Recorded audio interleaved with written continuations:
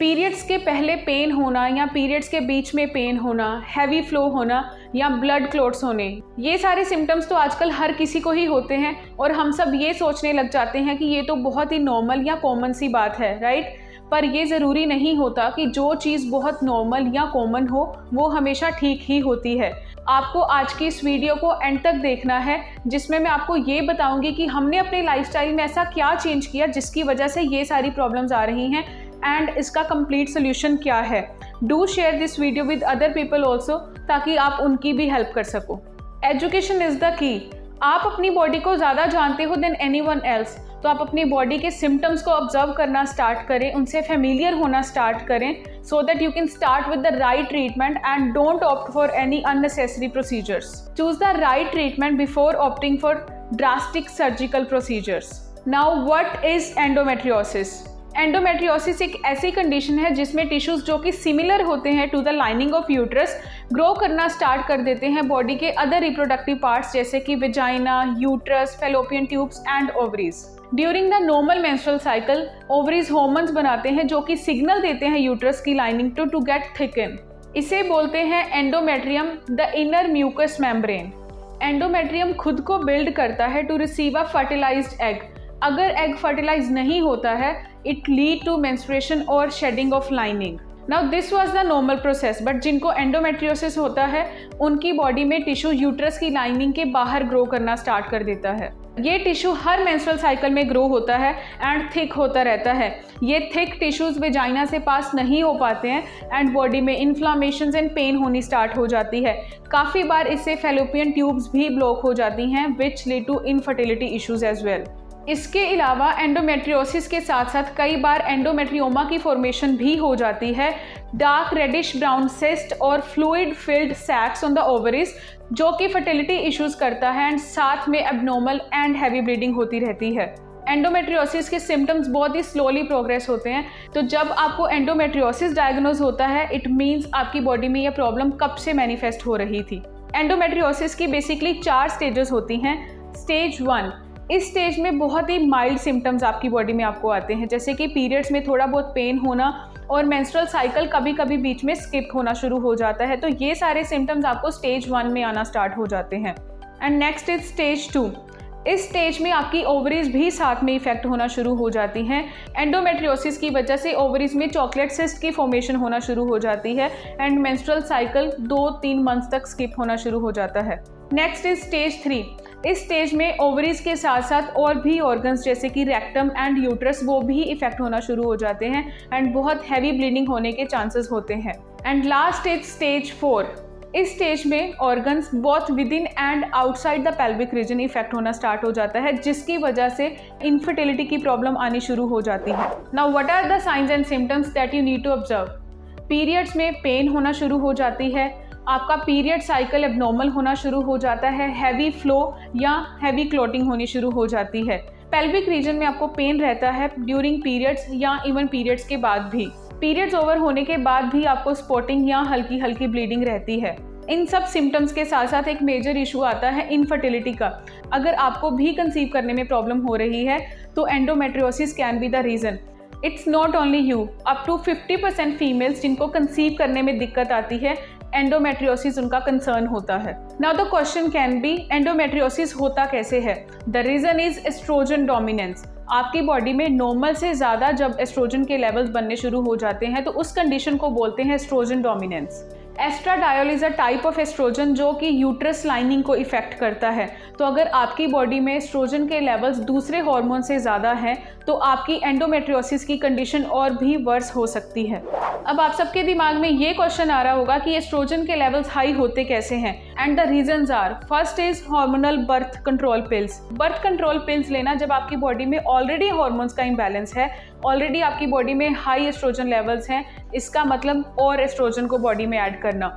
Birth control pills लेने से आपकी बॉडी में सिंथेटिक प्रोजेस्टेरोन की प्रोडक्शन इनहैंस होती है, जो कि नेचुरल प्रोजेस्टेरोन की प्रोडक्शन को सप्रेस करना स्टार्ट कर देता है। प्रोजेस्टेरोन की वजह से ही एस्ट्रोजन का इफेक्ट बैलेंस होता है, तो विदाउट नेचुरल प्रोजेस्टेरोन आपकी बॉडी में एस्ट्रोजन के लेवल बैलेंस नहीं हो पाते हैं।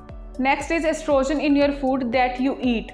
चाहे आपका फूड प्लांट्स या फिर एनिमल से आता है, वो आपकी बॉडी में एस्ट्रोजन के लेवल को इफेक्ट करता ही है।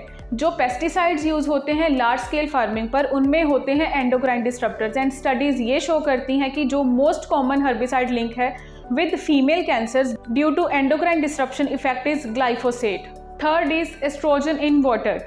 अब आप ये तो डिसाइड कर सकते हो कि आपको खाने में क्या क्या लेना है, या फिर आप सारे इंग्रेडिएंट्स भी चेक कर सकते हैं, but you can't skip water. अगर आप किसी भी पब्लिक सोर्स से वाटर इनटेक कर रहे हैं, इट मीन्स आप एस्ट्रोजन का इनटेक कर रहे हैं, and same goes with bottled water as well. Plastic bottles में एस्ट्रोजेनिक केमिकल्स लीच आउट होते हैं इनटू वाटर। अब हम पानी पीना तो नहीं छोड़ सकते हैं, so now how can you manage it? जो भी आरओ आप अपने घर में यूज़ करते हो, मेक श्योर उसमें ट्रिपल स्टेज फिल्टर हो, जिसमें कि sediment filter, ceramic filter and activated charcoal filter हो। And last is toxic overload. Heavy metals, fungus in the house, processed या पैकेज्ड फूड खाना, ये सारे आपकी बॉडी में टॉक्सिक ओवरलोड को कंट्रीब्यूट करते हैं। हमारी बॉडी के डिटॉक्स सिस्टम्स हैं लीवर एंड किडनीज, बट अगर आपकी डाइट में एंड लाइफस्टाइल में इन सब चीज़ों का इंटेक डेली बेसिस पे हो रहा है, तो आपकी बॉडी में प्रॉपरली डिटॉक्सिफिकेशन भी नहीं हो पाती है, because our detox system can not handle this much of toxins. Now let's just talk about some natural ways to fix all of this symptoms.